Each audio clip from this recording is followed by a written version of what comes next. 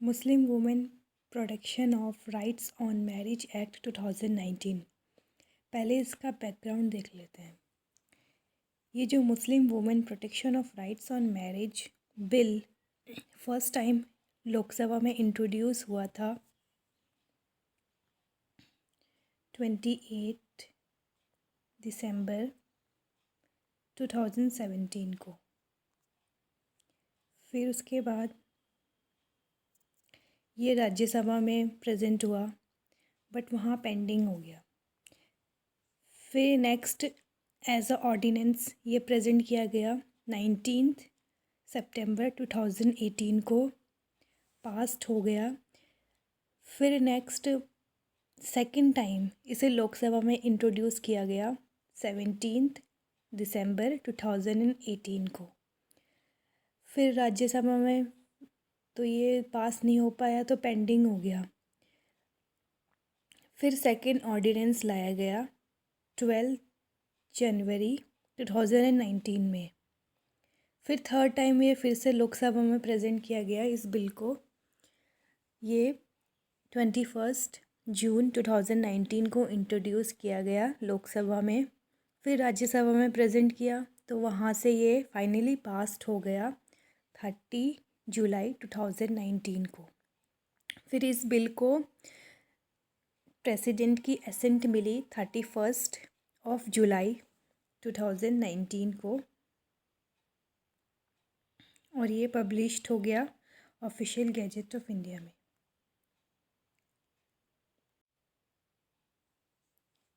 और ये जो मुस्लिम वुमेन का जो बिल थर्ड ऑर्डिनेंस भी लाया गया था ये 3 फरवरी 2019 को। और ये जब ये 2019 में 31 जुलाई को प्रेसिडेंट की एसेंट मिलकर ये फिर पास्ड हो गया था तो ये फिर एक्ट बन गया, the Muslim women protection of rights on marriage act 2019। और इस एक्ट ने रिप्लेस किया मुस्लिम women protection of rights on divorce act जो कि 1986 का था। और ये जो एक्ट है वो 2019 का 20 नंबर का एक्ट बना। और इस एक्ट का जो प्रियम्बल ये बताता है कि ये जो मैरिड मुस्लिम वुमेन है उसकी राइट्स को प्रोटेक्ट करने के लिए, और जो डाइवोर्स जो प्रोनाउंस किया गया है मुस्लिम हस्बैंड के द्वारा, तलाक जो प्रोनाउंस किया गया है उसको प्रोहिबिट करता है।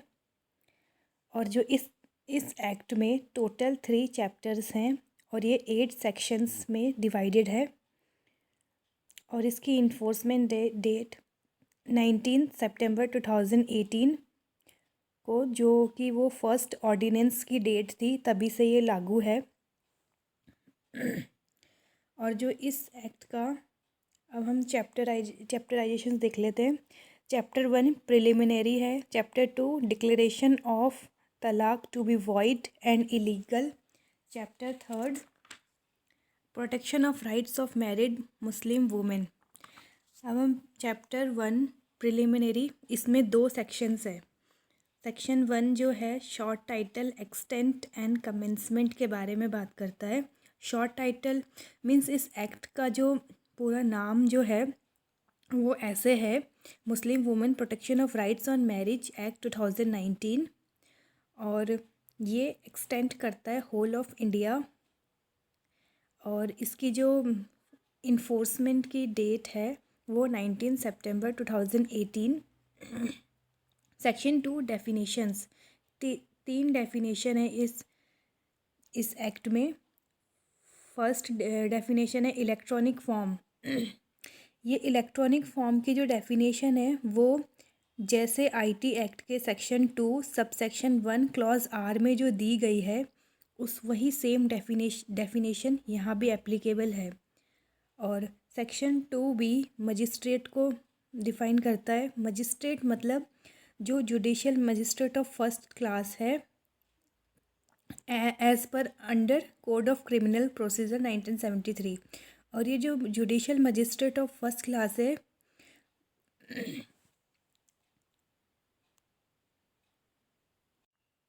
Judicial magistrate of first class वो है जहाँ पे वो मैरिड मुस्लिम वुमेन रिसाइड्स करती है।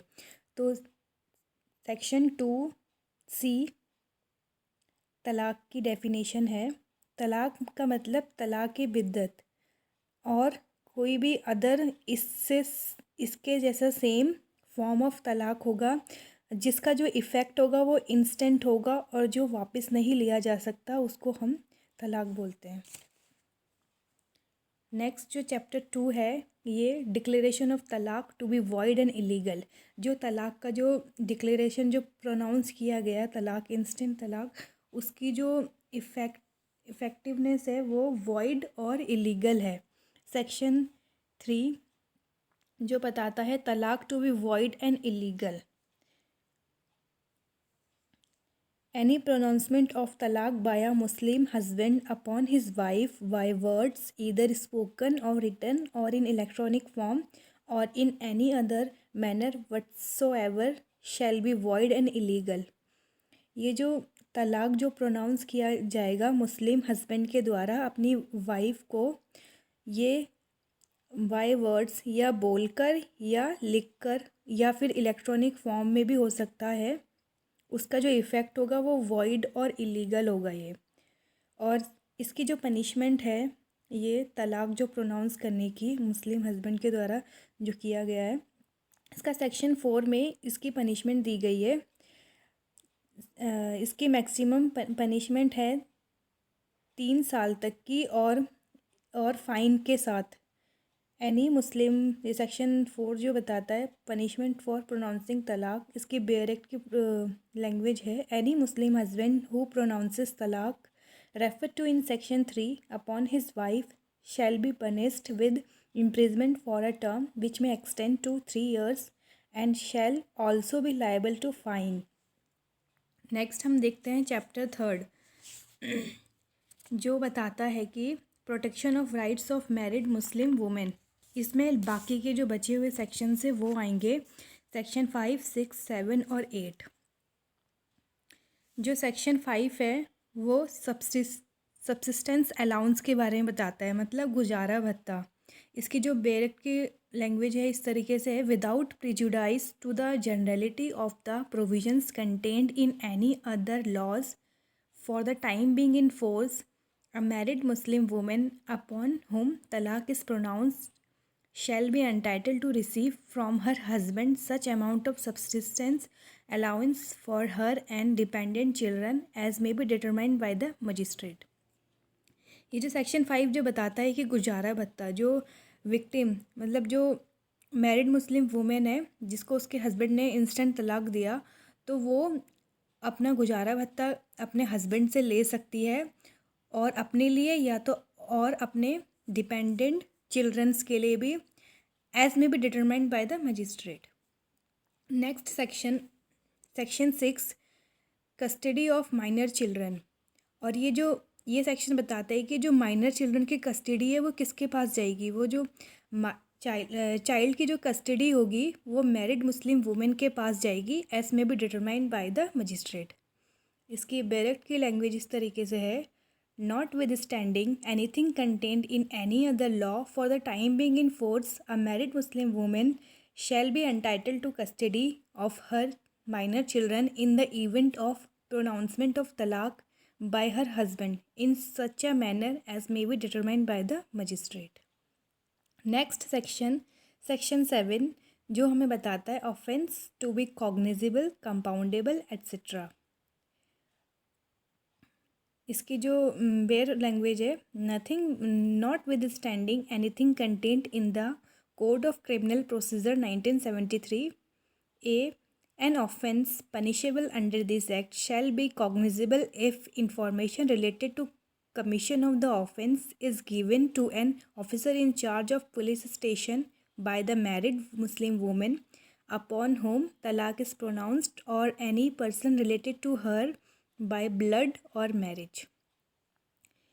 ये बताता है कि ये जो तलाक प्रोनाउंस करने का जो ये ऑफेंस है वो एक कॉग्निजिबल ऑफेंस है जिसमें विदाउट वारंट अरेस्ट किया जा सकता है जो मुस्लिम हस्बैंड जो तलाक प्रोनाउंस कर रहा है।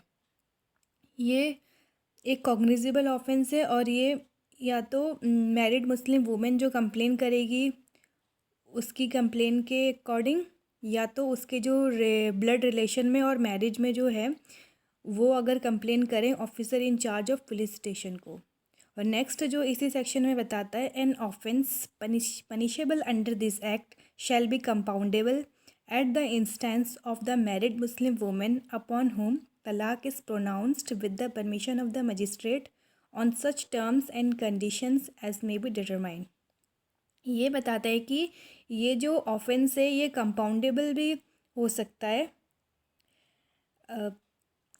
मैरिड मुस्लिम वुमेन के द्वारा, पर मजिस्ट्रेट की परमिशन के द्वारा ही होगा ये।